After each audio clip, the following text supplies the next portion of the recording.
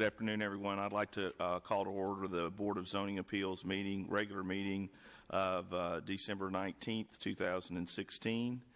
And first on our agenda is the consideration of the minutes for our regular meeting on November 21st, 2016.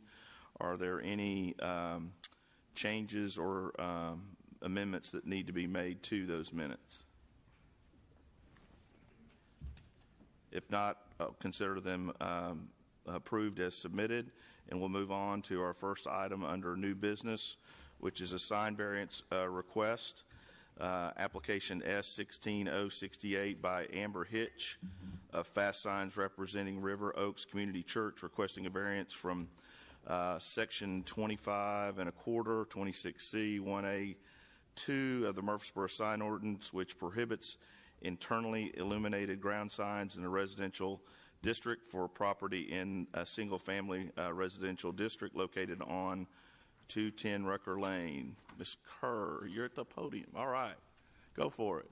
Thank you, Chairman, members of the board. Amber Hitch, representing River Oaks Community Church, is requesting a sign variance to be allowed to install a 36-square-foot push-through style illuminated freestanding wall sign with 6 feet 6 inch overall height on their property located at 210 Rucker Lane. The property consists of 10.42 acres in an RS zone. It is located on Rucker Lane, south of Franklin Road. It is catty corner across from, to the west is the PUD Public Shopping Center, and it is on the corner, that center is on the corner of Franklin Road and Rucker Lane. To the south and west, the property is bordered by a county residential neighborhood, and to the north of the property, it is bounded by a commercial fringe property.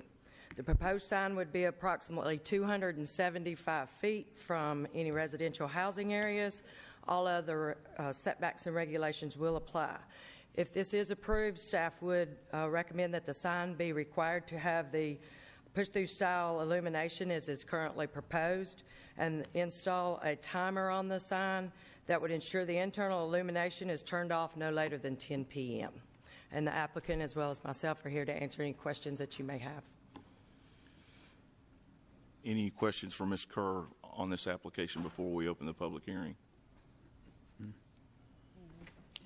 If none, we'll go ahead and move forward with opening the public hearing. If this is the first time you've been before either the Planning Commission or Board of Zoning Appeals, we would ask that you hopefully would limit your comments to about 3 minutes, because we may have several people who would like to speak as part of the different applications that we'll see today.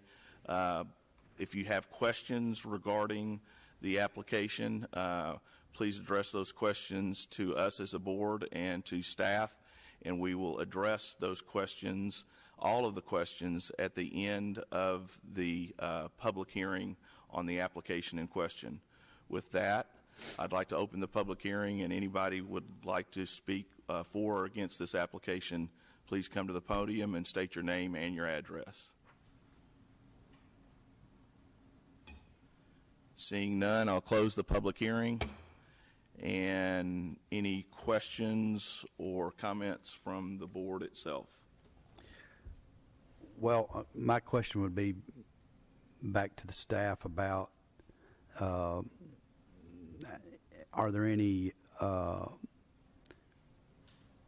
has there been anything in the past of how this is treated out in a situation like this? Do we have any precedents, or has this been typically handled just as an approval?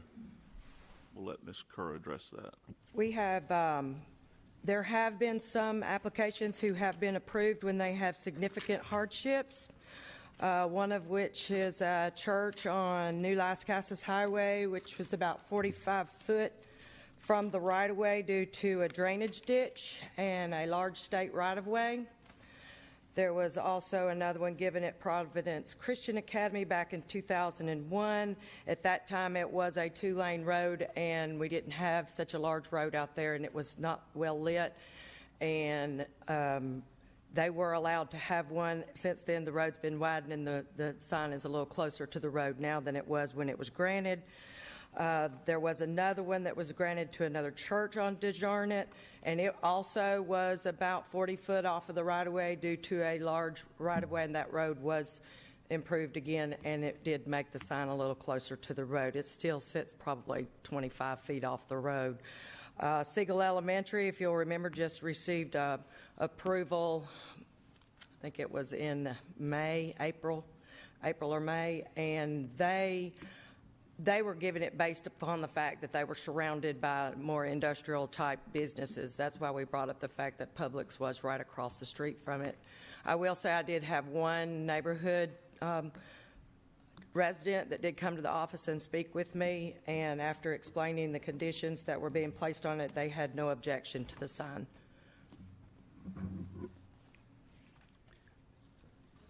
Any other questions for staff or otherwise? If not, do I hear a motion one way or the other with respects to this application? Well, if no further questions, I'll make a motion to approve the variance with the recommended conditions that were set by the staff. I'll second. We have a motion and second. All in favor say aye. Aye. All opposed? That application passes. The next on our agenda is variance request, application Z16069 by David Underhill representing Sam and Darlene Baker. They're making two different requests with respects to the single-family residential district located at 1310 Stonewall Boulevard. The first request is a 1-foot variance from Section 25E1A of the Murfreesboro zoning ordinance, which requires that accessory structures on interior lots in residential districts be located a minimum of 5 feet from the rear property line. And then the second portion of this application, a 1-foot variance from Section 25E1A of the Murfreesboro zoning ordinance, which requires that accessory structures on interior lots in residential districts be located a minimum of 5 feet from side property lines. Mr. Anthony, if you'll review that application for us. Thank you, sir. The applicant, David Underhill, representing Sam and Darlene Baker, has begun construction on a detached accessory garage on the property located at 1310 Stonewall Boulevard. The property is located in the Bel Air Acres subdivision and is zoned RS10. Section 25E1A of the Murfreesboro zoning ordinance requires that accessory structures on interior lots in residential districts be located at least 5 feet from all rear and side property lines. The Building and Codes Department has determined that the structure as it has been constructed slightly encroaches into the required 5-foot accessory structure setback along both the rear and the east side property lines. Each encroachment is less than 1 foot. The applicant seeks 2 variances for the accessory structure. First, a 1-foot variance from the required 5-foot setback along the north property line, which is the rear, and second, a 1-foot variance from the 5-foot accessory structure setback along the east property line. The garage that's presently under construction is a replacement for a deteriorated garage which has been destroyed and removed from the site. The new garage utilizes a footprint similar to that of the garage that has been removed. The applicant contends that moving a mostly completed structure would constitute a practical difficulty. Staff visited this site and reviewed the materials submitted by the applicant. It appears that in order to comply with the 5-foot accessory structure setback requirement, the applicant would have to do one of 3 things: move the structure to a location that conforms to city standards, modify the structure in its current location to make it conform to city standards, or remove the structure altogether. Of course, the other option is obtaining the 2 variances that have been requested.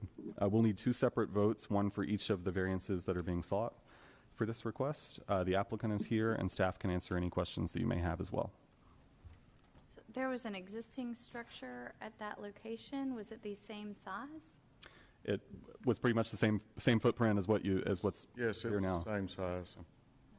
So was it not acceptable, the existing garage, or was it under a different? It would have been a non-conforming structure. Previously, it was non-conforming. Correct. But because they tore it down and opted to rebuild, they would need to follow current zoning standards. I need to revise that. Yeah. It is just a little bit bigger than the other structure that was there. But as far as the lot line placements, Where it was located, where there's an issue. It was yes, the ma'am, same it's location. exactly the same as it was. We're on the same footprint that the other carport was, and the other carport was literally about to fall down. It was so rotted and in such bad shape. Do we need to open the public hearing, or is this okay to? Well, I think this is part of the application. Okay. I think either way will be fine. All right, go ahead. I'm sorry. And was that non-conforming, the nature of it being non-conforming, was it non-conforming to the ordinance as it was when it was originally built, or would it have been non-conforming as of our current ordinance? That's a very good question. I don't recall seeing any variance for the previous structure in our database, so I would suspect that structure was built before that requirement was in place, or that structure was just built. Okay. Yeah.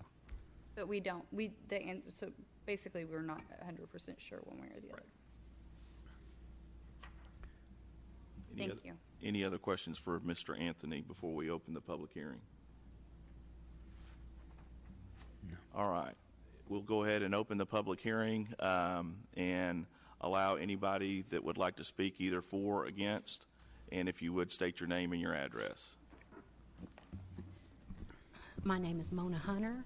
I live next door on 1316 Stonewall Boulevard to the structure that's being built. Well, my first statement is it's a lot bigger. The carport was small, and the garage they're building is a lot bigger. But I have some problems with some other issues pertaining to their codes. One being, it's very close, as you can see, to my garage. There's hardly room to put a ladder in between the two roofs. My understanding is there should be a 24-foot hangover from the roof, and I can't get on a ladder, but I know it's at least 36-inch hangover without a gutter. With this 1-foot variance, it would go into my property, and they have already poured concrete, and the concrete slab, it goes towards my property, making the rain go onto my patio. 1 foot isn't a lot, but as you can see, the slab that they made goes onto my property, but it's way over it just sways over onto so I see some problems with fire hazard being so close. The roof is too close. They're not by codes on the roof, and flooding of my property.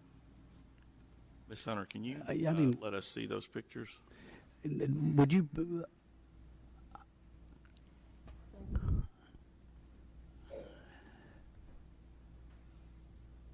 I'm sorry, I didn't hear your name. Mona Hunter. Ms. Hunter, and you're at lot 75 next door, is that right? Yes. This is Yes, the subject property is lot number 76, and so you're next door to immediately where the garage is being constructed? Yes, sir.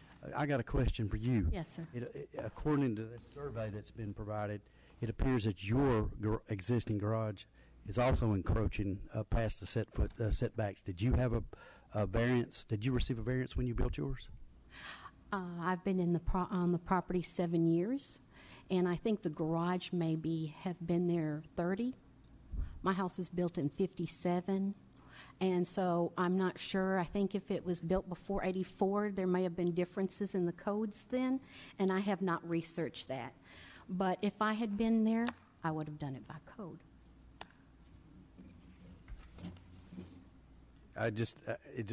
It's kind of interesting that Right. that property has more of an encroachment on the setbacks than what these people are asking for. So that's why- Well, I think once this building's been sit there, like I said, for 30 years, but I question too why the survey was done after the building already started, and these codes weren't put in place while their building was being built.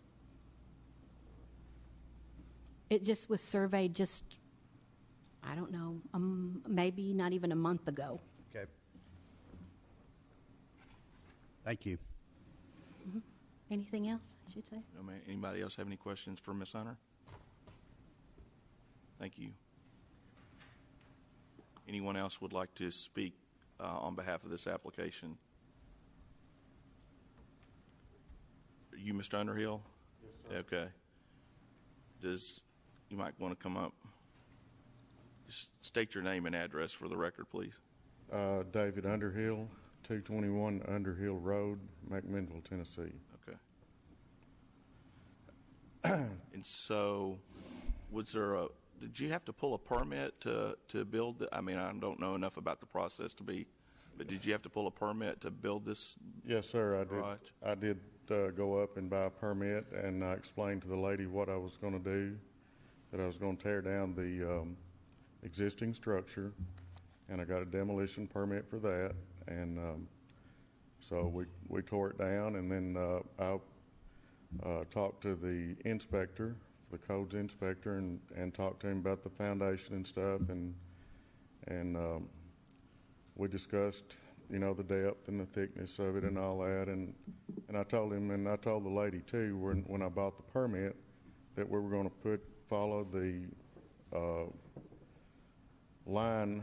We were going to set the new garage exactly in the same spot in reference to the side and rear lot lines as it was originally.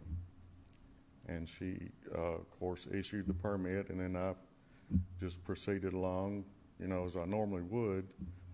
And then when it came time for the framing inspection, an inspector that had not been out there before came and looked at it, and he had some questions about how far it was from the side and rear property lines, and asked us to get a survey done just to check. And of course, we're less than 3 inches on the side property line, and actually less than 3 inches on the rear property line also. So we're very close. That is to the side of the building. We do have a 3-foot overhang on the side, and we are very close to Ms. Hunter's garage. But I feel like when you're in a subdivision like that, I mean, it's a social situation, and neighbors kind of have to work together to help each other. And so we're no closer to the lot line than she is. So. Thank you, Mr. Underhill. Yes, sir. Thank you. All right. And do you have any intention of putting a downspout on that garage? Yes, ma'am. We do intend to put gutters on it. Okay.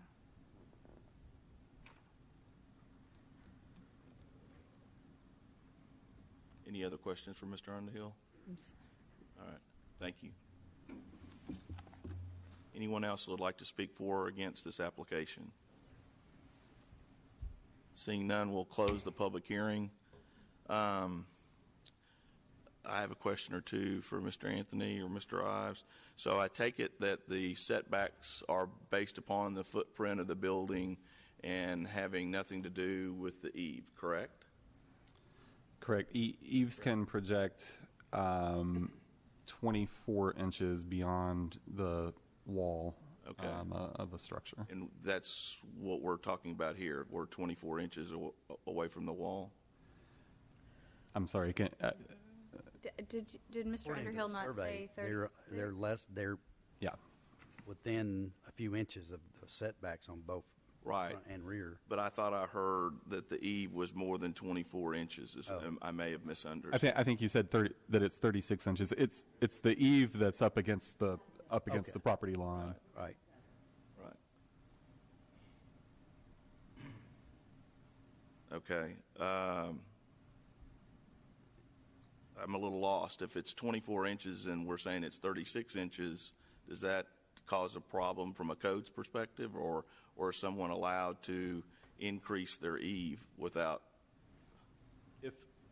If you were building a structure, you could have an eave that came out 24 inches as long as that eave remained on your property line. Okay. And say that you're building a structure and you have a 10-foot side yard setback, and you build the structure at the 10-foot side yard setback. It's okay for that eave to go 24 inches into the side yard setback. I'm with you. Anything over that, that's no longer really considered an eave. That's the structure at that point. That's sort of how the zoning ordinance seems to classify once you get beyond 24 inches. And so he has an eave that's abutting the property line. Almost. There's still going to be. Right. Still roughly 2 feet away from the property line. still Assuming a 36-inch overhang, it's within a couple of inches of being 2 feet from the property line. Right. So we had a very nominal overage on the setback right. that has now been further complicated by going beyond what should have been on the eave. That's right. That's right. And then another question that I have is, Ms. Hunter spoke about the drainage in the pad from the garage. So I would assume, based upon codes, of course we don't have anybody here from codes today, that they would not be allowed to put any more water on any other adjacent property than what was already on that property just from planning commission days. You follow what I'm trying to say? Not only not more water, also not a more intense movement of the water. So if you had a slight slope and it was dirt and grass, there'd be one level of runoff. If you then end up paving a portion of it, you may not put more water on your neighbor, but it's going to go at a much faster pace and has a greater potential for some problem. So at what point would that piece of the puzzle be inspected, or do we know that? I can't answer that, and as a practical matter, I think it'd be inspected on a complaint. Okay. I don't know that there's a routine inspection of that kind of a drainage slope. Okay. Plus, we don't have any elevation Right. cited here, so we don't know which direction the slope's going to carry it anyway. Right. You know,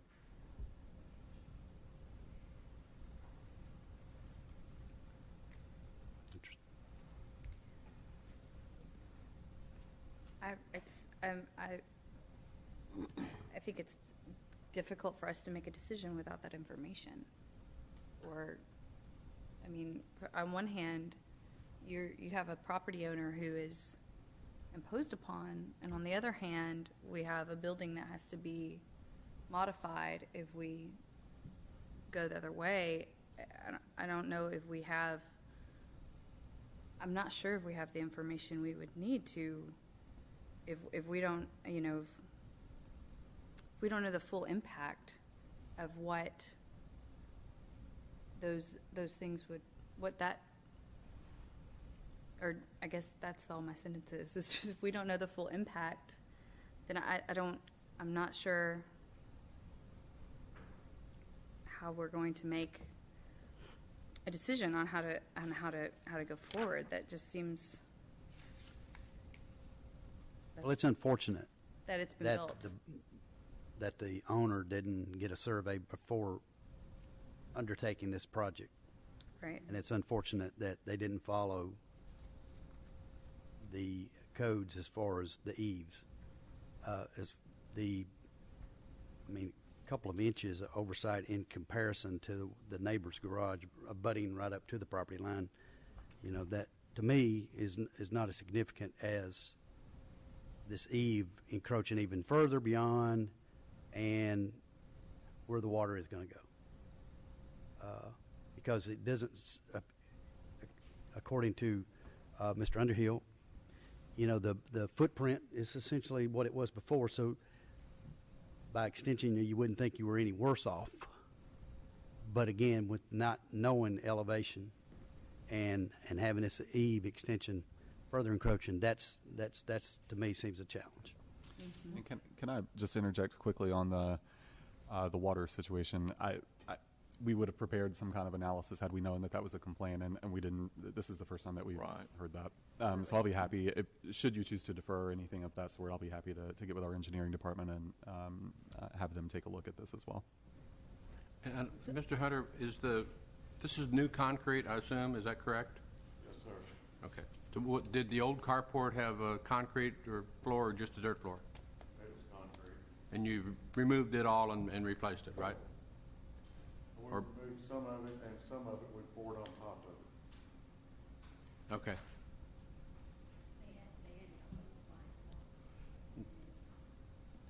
Ma'am, please, if the chair would like to allow you to speak, please come to the microphone so we can all hear you, please. Oh, they added a sidewalk. It's 36 inches all the way around it, and it's deep. It's thick because the carport was just level. So they built the garage up, which how you see the slope. You see the slope. So they built the whole thing up and added the concrete all the way around it. So it's quite a bit bigger than the little carport that was there. Okay, thank you.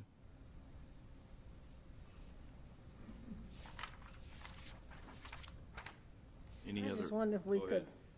defer, and find more out about how the water situation's going to be before we just say that, we're going to turn it down or let it go. We have that right as a board, so if that's the direction we want to go in, we need a motion to that effect. I make a motion that we defer this, not actually turn it down, but get more information on the water situation, before we make a decision. All right. Is there a second? Second. All those in favor of a defer motion say aye. Aye. Aye. All opposed? That application has been deferred. So do we need to give Mr. Underhill some guidance, though, of exactly what we're looking for here?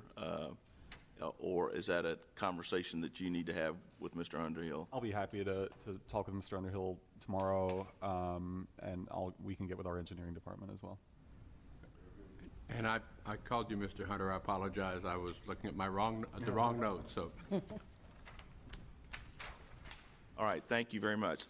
That application, both portions have been deferred, and if Mr. Underhill, if you will get with Mr. Anthony, and then there will not. Well, let me ask Mr. Ives when it comes back up, when they make application, will there be another public hearing at that point in time, or not necessarily? I think there's enough issues raised here that it'd be appropriate, most appropriate at least, to have another public hearing. Okay.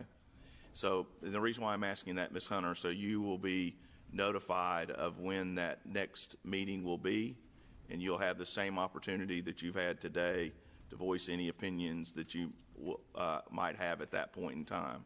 Okay? And Ms. Hunter, I would add that you also can contact Mr. Anthony if you feel that there's some additional clarity you need to make to what your concerns are, so that we can make sure they're appropriately addressed. All right. With that, we will move on to the next application. Do you want your photos? Oh, I'm sorry. And that application is Z16070 by Melissa Mayer Cassidy, requesting a 5-foot variance from Section 25E1A of the Murfreesboro zoning ordinance, which requires that accessory structures on interior lots in residential districts be located a minimum of 5 feet from side and rear property lines for property in the single-family residential RS10 district located at 116 North Bilbro Avenue. Mr. Anthony, if you'll review that for us, please. Thank you, sir. It's the day for detached accessory structures. The applicant, Melissa Meyer Cassidy, wishes to remove an existing covered carport and greenhouse on property located at 116 North Bilbro Avenue and construct a new covered carport and enclosed workshop. The subject property is zoned RS10. Section 25E1A of the Murfreesboro zoning ordinance requires that accessory structures be located at least 5 feet from side and rear property lines. The applicant plans to remove an existing carport measuring approximately 22 feet by 23 feet, and that's just based on my measurements of the site plan that I was given, and an adjacent greenhouse measuring 22 feet by 7 feet. These structures would be replaced with a new covered carport measuring 22 feet by 41 feet, and an enclosed workshop would be located adjacent to the carport. The applicant seeks a 5-foot variance from Section 25E1A to allow the covered carport to be constructed within inches of the southern property line. Because of the location of the existing carport so close to the southern property line, the carport is a non-conforming structure. The applicant plans to remove the carport and reconstruct it with a larger footprint. Staff has concerns that the expansion of the carport along the eastern property line would constitute an increase in the degree of nonconformity. Generally, staff does not support increasing nonconformities if other options are available. Staff reviewed the materials provided by the applicant and visited the site. It appears that sufficient space for a carport exists elsewhere on the rear portion of the lot. However, the applicant contends that shifting the carport would make it difficult to utilize the northernmost portion of the carport. The applicant indicates that the situation is not self-created because the previous owners constructed the carport and driveway. Staff can answer any questions that you may have. And I do want to point out that the site plan we were given is, in my opinion, very confusing, and I will be happy to come up and work with you through that if you would like. But it took me quite a while to sort of figure out what I was looking at. Any questions for Mr. Anthony? The carport that's proposed, the garage proposed is well within the setbacks, side and rear. Correct. The garage portion, which is sort of the addition. So the carport that's proposed is going to be attached to the garage. Correct. So Correct. from that point, it's 5 foot past the setback. Is that what the request is? Right. The request is basically to have the carport abut the property line. Abut the property line. Right. Okay. And the current carport does abut the property line. Yeah, I could tell that. Yeah, but yeah. I wasn't sure about the proposed carport, how far that was Right.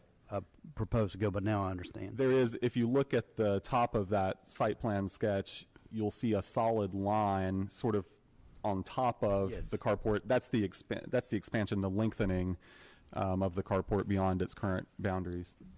And the second question, was the existing greenhouse and carport, was there a variance, or were you able to research that to see if there were variances approved for those? Or? There were no variances, and my guess, because of the age of the neighborhood, is probably they predated our zoning ordinance. That's all I got. Is the existing greenhouse a covered building? Yes, if I remember right, it is, yes. And what material, do you know? No, we would need to ask the applicant. If you want to come on up and try to answer some of these questions before the public hearing. This is kind of what we have and what we want to build, the first one here. It's actually not a greenhouse, it's a shed, and it's made out of brick, and it has the same metal roofing as the carport. Correct. So they labeled it as a greenhouse, but it's not a greenhouse. It's a very long shed, brick shed that's attached to it. It's actually forms the wall on one side, the carport wall, and it's got a single door, and it's just a long bowling alley style shed. Really serves no purpose. There is Okay. a greenhouse in the backyard, but it doesn't touch the building. It's set back from the building, and it's going to come down and That'll be build a new removed, building. So I think that was part of their that's where confusion. they got confused. There's the shed, the brick shed is attached to the carport. The greenhouse sits back behind about 5 feet. So I think in the process, they got the two mixed up. So it's what you're referring to as storage building? Yes. Exactly. On the Yes. That's what we have, and then the other one's kind of what we want to build, but we don't have it designed because we wanted to get approval from. And are these are I drew the them same portion of your yard is what these pictures are supposed to Yeah, depict. the front of either building will start at the same point. It's just gonna extend further back to the rear of the property, the new building will. So there will be a carport and this, where you've labeled this SUV parking and truck parking, there will, That's all carport. The only hard wall building is the section that's set 10 feet off of the property line. so you're gonna have like a backwards L-shaped carport. Yeah. And Okay. that's to accommodate for trailer parking back there. Truck and trailer. Mhm. Because our driveway's so narrow that when I pull my truck in, she has to park in the driveway out towards the road because there's no room for double parking.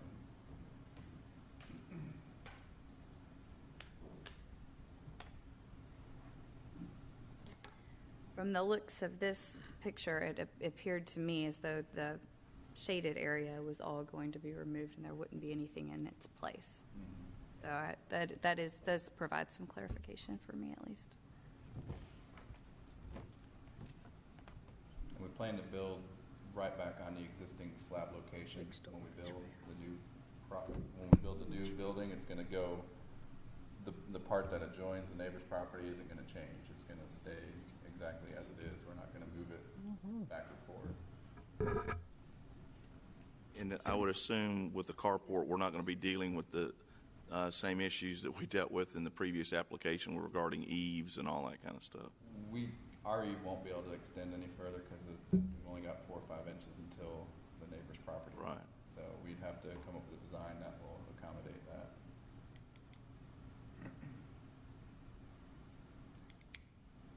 All right, any other questions for the applicant or for Mr. Anthony before we open the public hearing?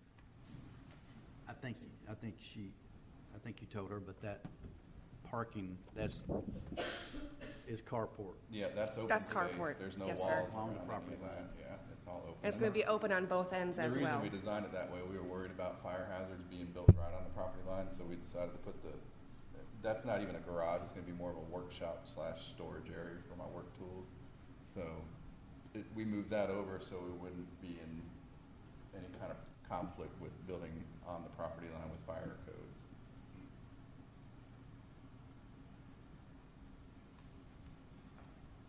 Any other questions?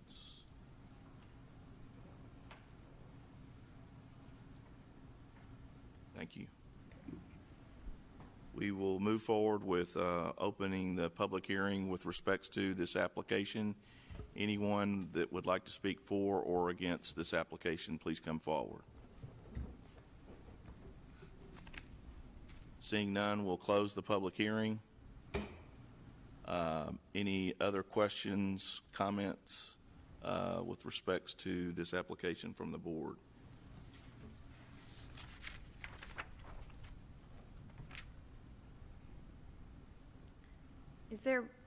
Will you have more concrete poured for the, Yeah, we're gonna have to, anywhere the building is standing, we're gonna have to build or pour more concrete.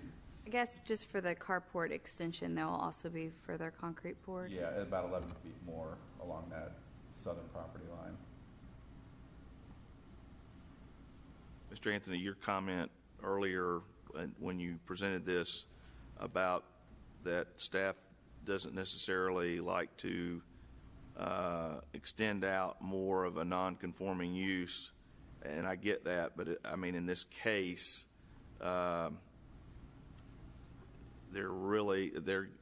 are extending it further back east, but the fact of the matter is they're within the setback requirements going in that direction, I guess is the best way to say it.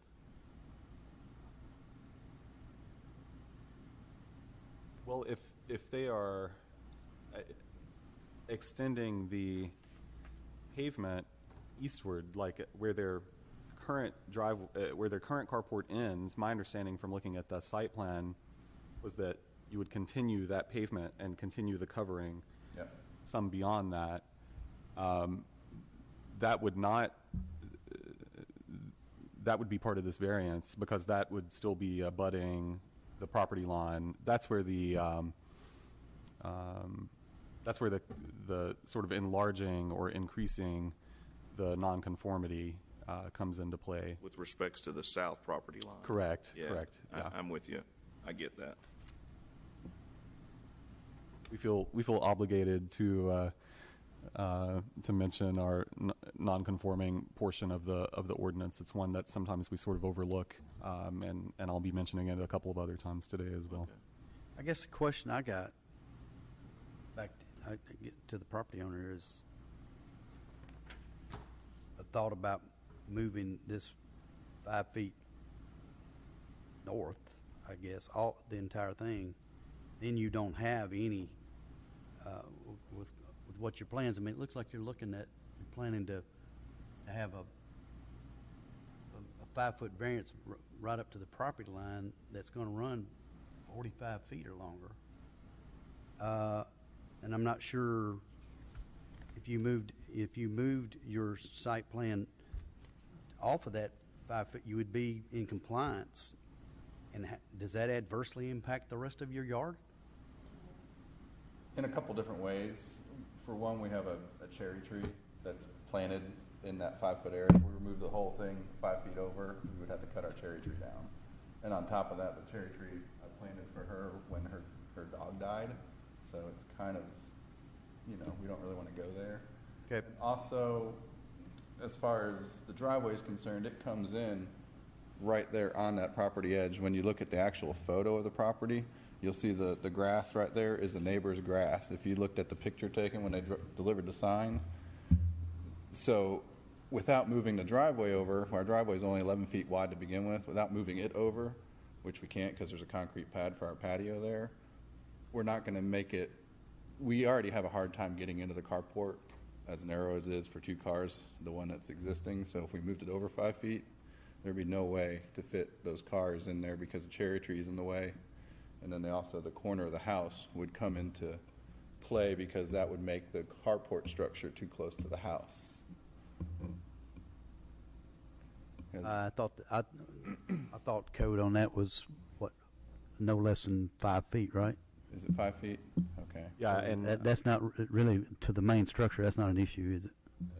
it's 5 feet from the main structure to Yeah, the. that doesn't appear that would be a hindrance, but I understand what they're saying about these other issues that they raised.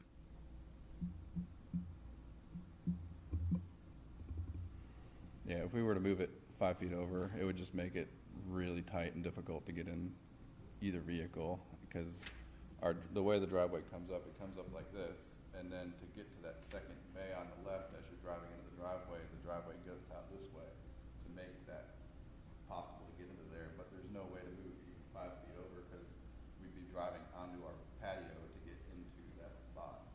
You couldn't put the boat on where the proposed garage is and not have that pad on the back side of the carport? Well, anybody that's tried to back a trailer into an 11-foot driveway with a boat on it would understand that a straight shot is going to be your best shot to get in there because if I have to I know. make a curve. Sometimes it's not easy to get boats in the water either. Yeah, exactly. If you ever backed a boat in anywhere, you kind of understand. So I've already dented the back of her car once with my boat. So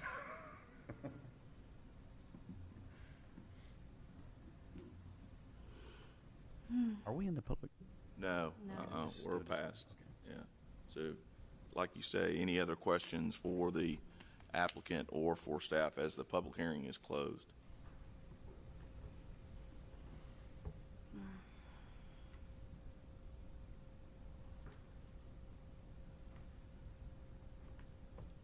Or any comments or motions?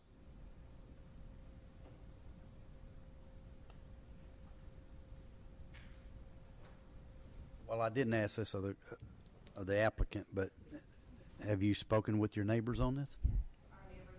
And they're supportive of it?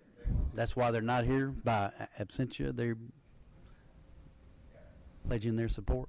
our neighbor on the side that it affects is Clay Beach. The beach? And he's getting ready to move, but at the moment he's there and he hasn't even sold his house. So, but he's a great neighbor. He loves everything about the whole idea because our existing carport, from his side of the view, he sees all the wood and the fascia boards rotting out and falling off because when they originally built it, they didn't build it with a far enough lip, so the water runs up underneath and rots up underneath the boards that are holding the metal roof on. So both sides of our carport are starting to fall down and deteriorate.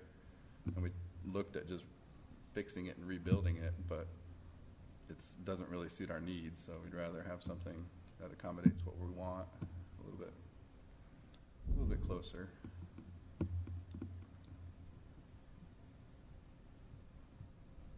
Are you doing the building on this yourself? I'm going to do portions of it, but I'm going to do the general contracting part. I'm going to hire all the subs and the workers and stuff. Are you a contractor? I'm a landscape contractor. Landscape? I build hardscapes and patios and stuff.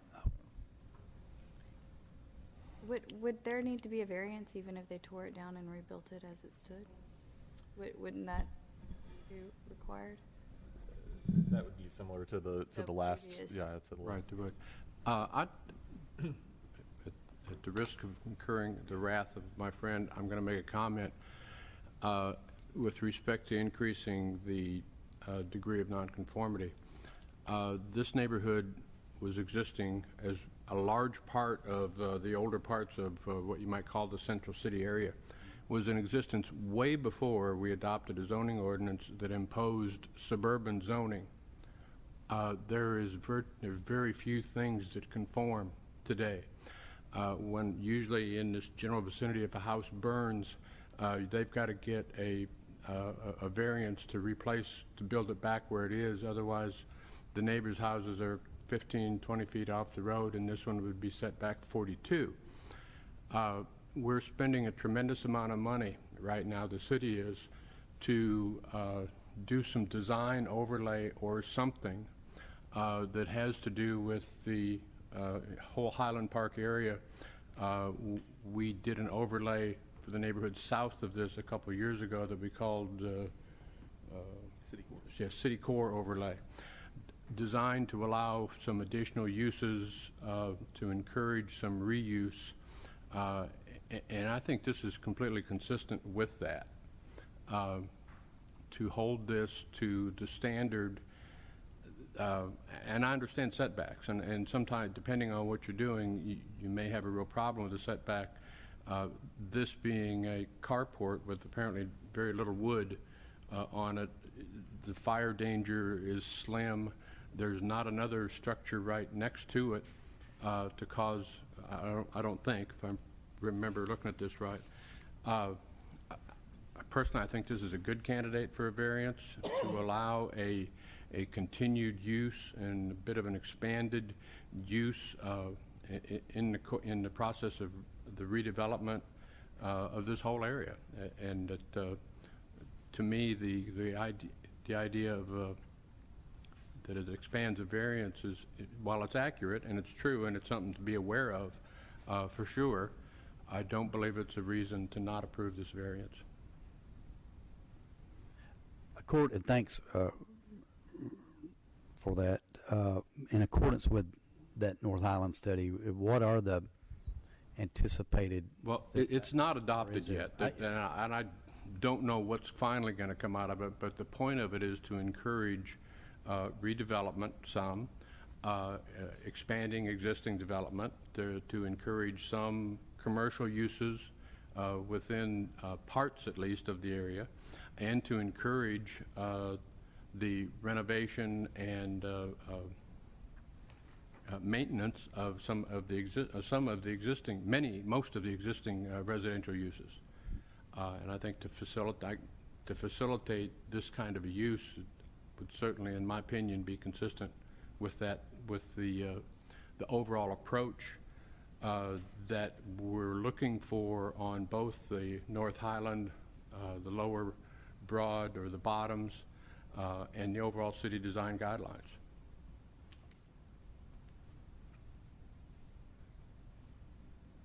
Thank you, Mr. Ives.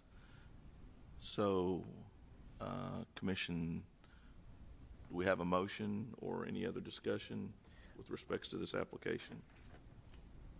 Well, based upon Mr. Ives's input and their statement that their neighbors are fine with it as well. And of course, if they had a serious objection, they would have someone here representing it. It will take care of some dilapidated, deteriorating structures. So I would move to approve this variance as presented in compliance with staff's directives. I'll second. We have a motion and a second for approval. All those in favor say aye. Aye. Aye. Any opposed? With that, this application has been granted. Moving on to the next agenda item. You want to present the next one? Application Z16071 by Stephen and Susan Thomas, requesting a 10-foot variance from Chart 2 minimum lot requirements, minimum yard requirements, and land use intensity ratios of the Murfreesboro zoning ordinance, which requires a minimum rear yard setback of 25 feet in the single-family residential RS-12 district for property located at 2319 Wood Ridge Trail. Mr. Anthony, would you review that application for us? Sure. The applicants, Stephen and Susan Thomas, wish to construct an enclosed porch on the rear of their house located at 2319 Woodridge Trail. Property is located in the Garrison Cove subdivision and is zoned RS-12. The property is situated at the end of Woodridge Trail, a cul-de-sac, and has a triangular shape with approximately 45 feet of street frontage and 265-foot rear property line. The depth of the lot ranges from 120 feet on the west to 267 on the east. Chart 2 of the Murfreesboro zoning ordinance includes the following minimum required building setbacks for the RS-12 district: 35 feet on the front, 25 on the rear, and 10 on the sides. The proposed enclosed porch would be located on the rear side of the property and would be attached to the existing house. The porch would measure 22 feet in width and 18 feet in depth for a total area of 396 square feet.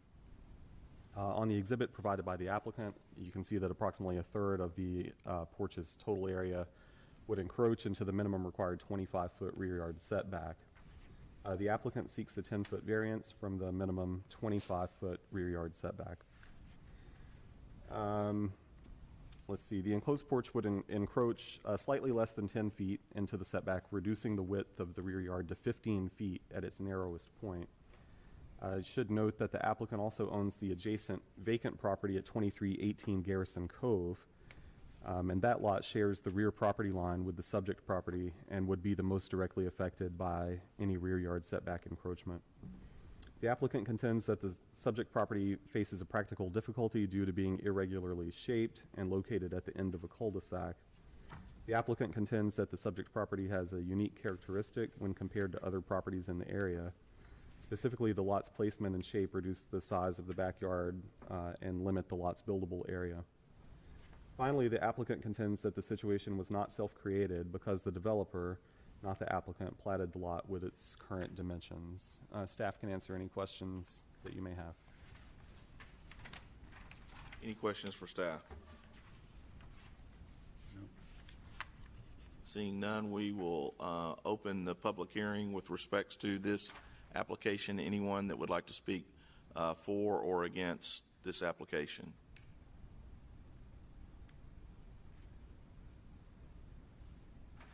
Seeing no one, we will close the public hearing. Is the applicant here? Okay, all right. Just in case anyone had any questions for the applicant. Anyone on the commission have any questions for the applicant or for staff? Well, yes. Now, you said that the property owner owns the lot to the rear that fronts Garrison Cove. Is that correct? Yes, that is correct. Okay. And only a portion of this, according to the plan, this proposed porch would be beyond the 25-foot setback. I mean, the way it's drawn. I mean, It cuts a corner. Is it the same? Will it be the same as your deck, or is it going to be a little bit bigger? It's going to be a little bit bigger. Go out into those rose bushes in your I backyard? believe the deck is 15 now, and the porch would go at 18 feet. Okay. So it would basically be your deck and the bushes that are behind it. Pretty much, yes. Yeah, we want to Maybe not extend it out a exactly bit. that We're going to far. put a fireplace on there. We need to get it out a bit too, so that Get it for the away draft from- from the roof. Yes.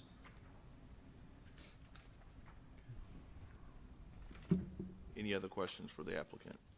No, sir. Any other comments or motions with respects to this application? I move to approve this application, subject to any staff requirements. Second. We have a motion and a second for approval. All those in favor say aye. Aye. Any opposed? This application passes. Thank you very much. Thank you. All right, moving on to the next item, application Z16072 by William Coing, requesting a 22-foot variance from Chart 2 minimum lot requirements, minimum yard requirements, and land use intensity ratios of the Murfreesboro zoning ordinance, which requires a minimum front yard setback of 40 feet in the single-family residential RS-15 district for property located at 1619 Georgetown Lane. Mr. Anthony, if you would review that application for us, please. Thank you, sir. Before I start, I do want to ask the applicant, are you still today requesting the same thing that is contained within your application and that the staff report represents? Okay. So he has altered, he is altering his request, and I'm not sure how the board wants to go about handling that. I was not aware of that until Let me ask you this question. If is he altering his request to the point that he would not have to have a variance at all? I do not know. I have not seen it. Can you answer that question? No, sir. Okay. It is less than what my original blueprint on my house that burnt down on May 5th is. Okay. It's farther from the road. The variance is less than what it was on my original home. Okay. So if we were to look at an alternative plan that has not been presented or publicized prior to this date, can we even consider that at this point in time, Mr. Ives? Generally, if we're downgrading it, I guess? Yeah, if we're downgrading or if we're downzoning in the planning commission, but just to pick a number, if we published that he wanted a 10-foot variance and he comes in today and says, I've changed my plan, I only need a 5-foot variance, I think the assumption would be that if someone didn't care about the 10-foot variance, they wouldn't care about the 5-foot variance, so that we're not depriving someone of an opportunity to appear who might otherwise want to. And I say that without having seen this, although the variance has changed. It would just give us a minute. If although the variance has changed, if the scope of it or the appearance, even though it's less feet, if it's something else that makes it a more intense or a more potentially objectionable use, then we might want to say that we need to have it resubmitted. I guess the thing would be to take a look at it and see what it is. And Could Mr. Anthony it's review truly it quickly? Sure. for If us? it's truly a lesser use. Thank you. Thank you. Okay, so this is where they were coming out.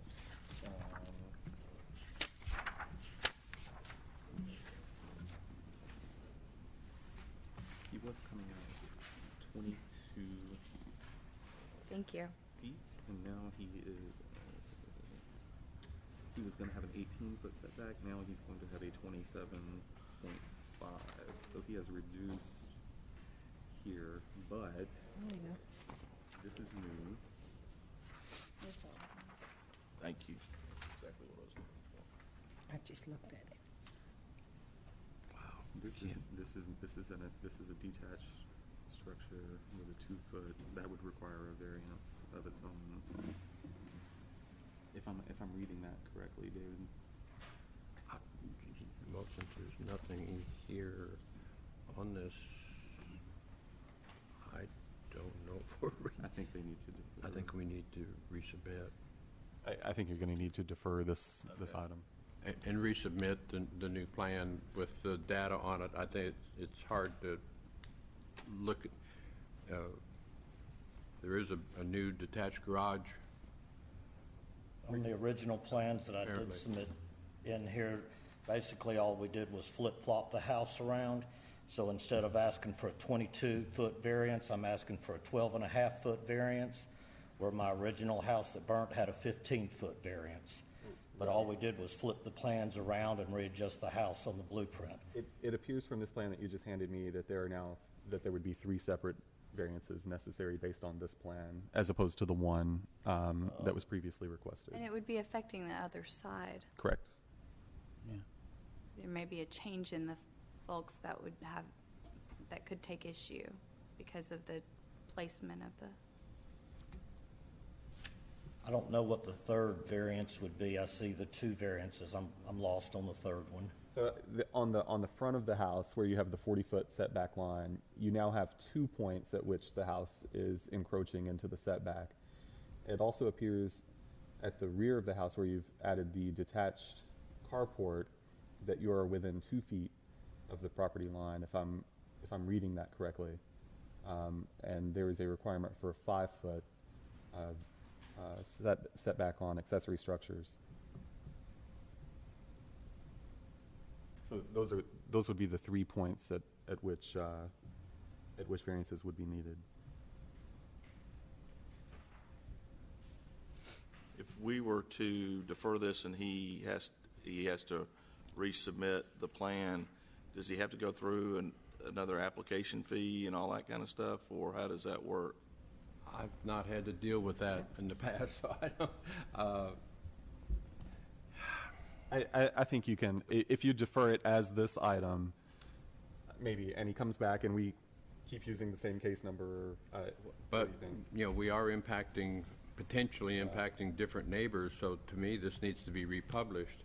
Right. And a significant part of the application cost is to cover the cost of publication. I mean, reality is this is a different plan. And it's not slightly tweaked, pulled back just a little here at some point. It's a substantially different plan. And I would say this needs to be republished, which should mean then another fee. I'm sorry to have to say that, but. So he has the ability to withdraw this application, or we take a vote on it. Is that a correct statement? Well, effectively, you're saying you're withdrawing the current application and resubmitting this one, right? So I don't think we need to deny your current application. I guess we could, but. We could still vote on the current application as the You plan can. was submitted. Or you can withdraw it. Or you can withdraw it and we can consider what you've brought today at a later date. Which, When I went around to my neighbors, I believe it'd probably be best at this time. They're the ones that helped me figure out how to set this in motion here to make everybody in my HOA happy, as well as the city happy. So I believe I probably should withdraw it, even though I don't want to. I feel that would probably be the best act on my behalf. All right. I understand. Sounds good. We will take it as withdrawn and then resubmit based upon this drawing that you've given us, or what you want to put together with respects to your next application. Yes, sir. Thank you, sir. Thank you. All right, we'll move on to the next item on our agenda, application Z16073 by Pascal Holtkamp, making the following request for property in the duplex residential RD district located at 1025 North Spring Street. This application has 2 parts. First part, 20-foot variance from Chart 2, minimum lot requirements, minimum yard requirements, land use intensity ratios of the Murfreesboro zoning ordinance, which requires a minimum front setback of 30 feet in the RD district for frontage along East Hembry Street, and 12-foot variance from Chart 2, minimum lot requirements, yard requirements, and land use intensity ratios of the Murfreesboro zoning ordinance, which requires a minimum front yard setback of 30 feet in the RD district for frontage along North Spring Street. Mr. Anthony. Thank you, sir. This one's a little fun also. The applicant wishes to construct an expansion onto the rear of an existing single-family dwelling located at 1025 North Spring Street. The subject property is situated at the northwest corner of North Spring Street and East Hembry Street and is zoned RD. Chart 2 of the zoning ordinance lists the following setbacks for single-family dwelling units in the RD district: 30 feet on front, 25 on rear, and 5 on sides. As currently configured, the house encroaches into the front yard setback along North Spring Street by approximately 12 feet and into the front yard setback along East Hembry Street by approximately 20 feet. Because it's a corner lot, it has 2 front setbacks. Thus, the house does not conform to the minimum required 30-foot front yard setback on either street frontage. The proposed kitchen expansion would have a total area of approximately 200 square feet and would project outward approximately 18 feet from the existing rear wall of the house. The northernmost edge of the proposed kitchen addition would be situated about 16 feet from the property line along East Hembry Street. This would leave a 14-foot setback along East Hembry Street. However, as previously discussed, the existing house is situated only 10 feet from the property line along East Hembry Street. The proposed kitchen addition would not project any farther into the front yard setback along East Hembry Street than the existing house. Rather than seeking a variance for the kitchen alone, staff advised the applicant to seek variances for all existing setback encroachments. Therefore, the applicant is requesting the following variances: a 20-foot variance from the required 30-foot setback along East Hembry Street, and a 12-foot variance from the required 30-foot setback along North Spring Street. If approved, these variances would accommodate the encroachment of the proposed kitchen into the front yard setback and would make the existing structure conforming with regard to its setbacks.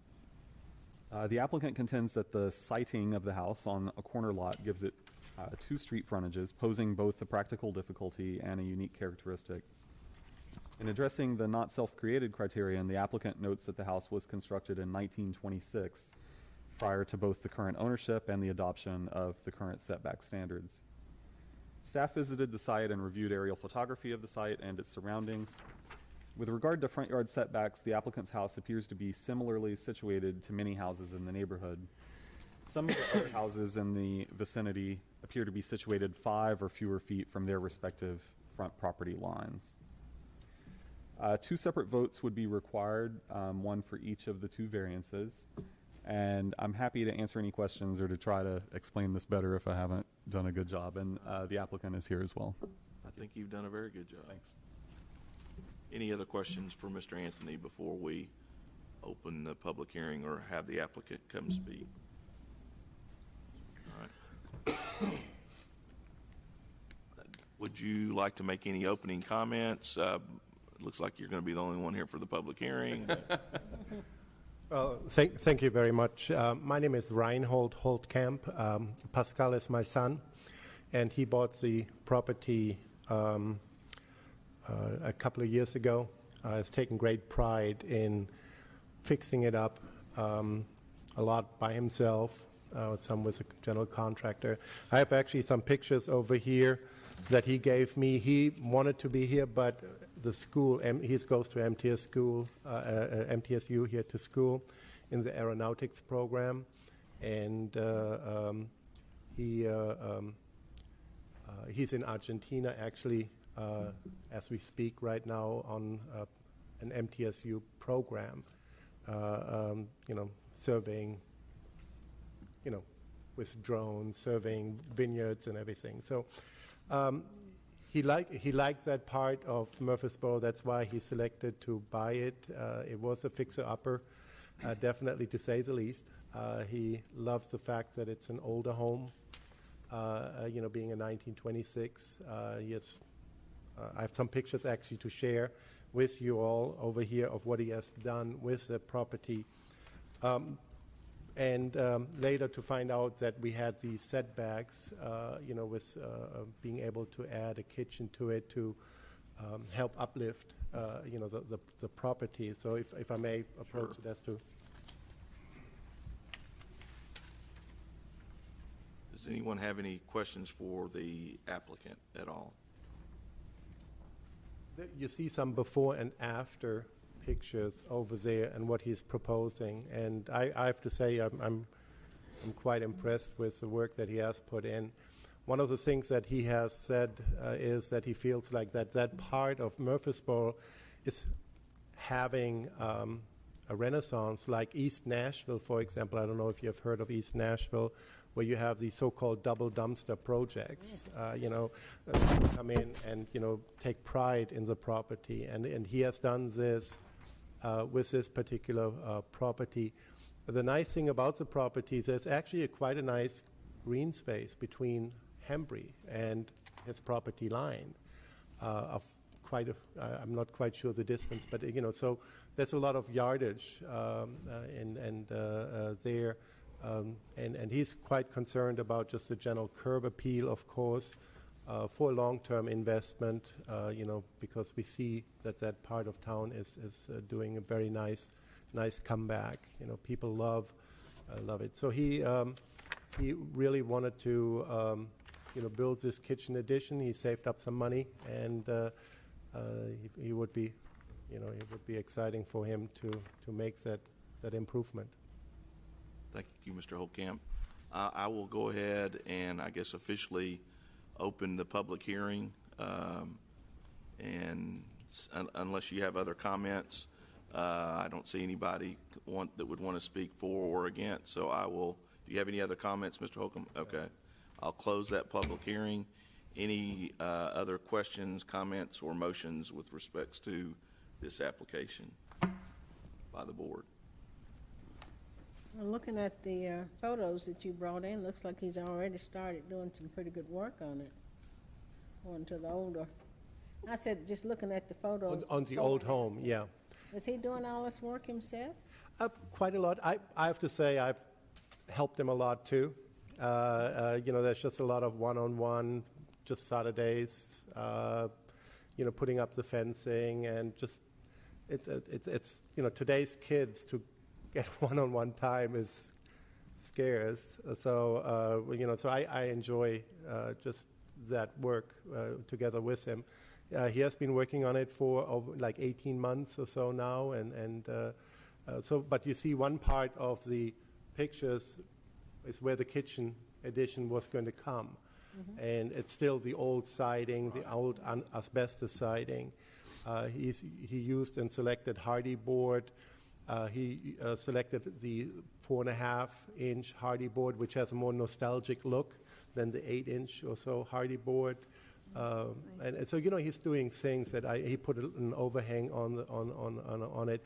We did have a contractor help us with that, So, but the windows, are new to specs and codes.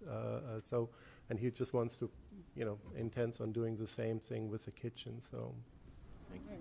Right. And a lot of people have walked by and commented on how beautiful the house looks. He picked the color of the siding. I thought that was kind of nice. Looks nice. I think we're ready for a motion unless we have other questions. I move to approve Section 1, the 20-foot variance. We have a I'll second. second. We have a motion and second regarding the 20-foot variance on East Hembry Street. All those in favor say aye. Aye. Any opposed? That portion of the application passes. Any other questions or motions regarding the 12-foot variance on North Spring Street? I'll move to approve that as well. I'll second as well. We have a motion and second. All in favor of the 12-foot variance, please say aye. Aye. Opposed? Both of those are approved. Thank you, Mr. Holtkamp. Thank you very much. Appreciate your time. I think that's very similar to what Mr. Ives was Exactly. referring to earlier this meeting, that these kinds of setbacks are variances help maintain that part of our beloved city. I would agree. Mr. Anthony, any other staff reports or comments? We do have a couple of things. Brenda has distributed, I think, some city tax and income forms. If you haven't completed that yet, please do so and get it back to Brenda. Mm-hmm. Secondly, I think next month, at least for a little while, barring any changes, Robert Lewis will be staffing these meetings. So if you have any questions or need to get in contact with him, you know where to reach him. All right. There you go. With that, we are adjourned. Yay. Thank you.